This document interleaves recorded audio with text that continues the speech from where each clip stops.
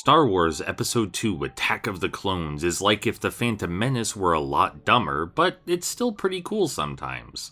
The film primarily centers on Obi-Wan and Anakin as they struggle internally and externally with their identity as Jedi.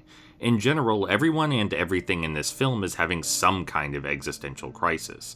Anakin is torn between his visceral passions and his duties. Obi-Wan is just really dumb for some reason and needs help being less dumb. Padme is struggling to uphold her faith in democratic systems, and the Jedi Order at large is faltering under the weight of political and ideological chaos. It's bad times all around. Even so, Anakin's characterization takes up the lion's share of writing here, and it's almost immaculately well done. We see how his discomfort with change and fear of loss have worsened under the Jedi's emotional repression, leaving him both stunted and transparently unhinged.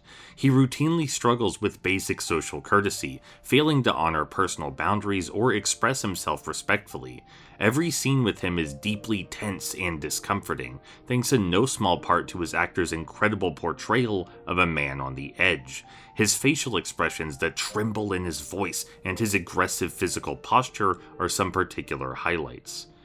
The film does an excellent job illustrating his descent into wickedness as well. He's shown to have an excellent grasp on the physical world and loves fixing things. He built a pod racer, a droid, and he can patch up any machine, but he can't fix death, and to him, death is the ultimate wrong. It is the embodiment of his fears. So when his mother Shmi dies and he can't find a way to fix her, he lashes out in petulant rage, slaughtering everyone in his immediate surroundings.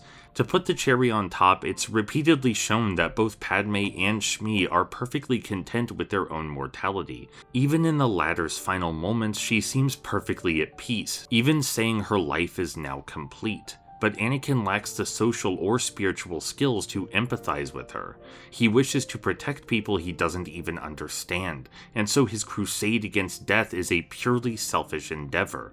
It's all wonderfully tragic and nearly flawless in execution. Unfortunately, the same can't be said for the entire rest of the movie. Obi-Wan's half of the narrative ostensibly focuses on the Separatist movement. They're a band of capitalists and idealists dissatisfied with the current Republic regime. The central focus here is on the difference between wisdom and knowledge.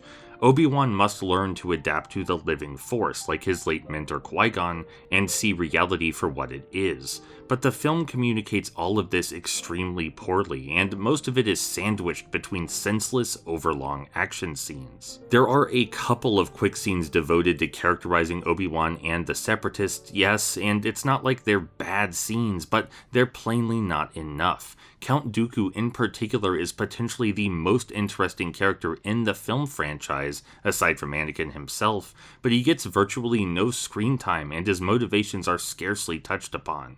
It feels like there was a grand political drama here, but the reaction to the first film was so harsh that they dumbed it down. And apparently it still wasn't dumbed down enough, given how confused folks still were.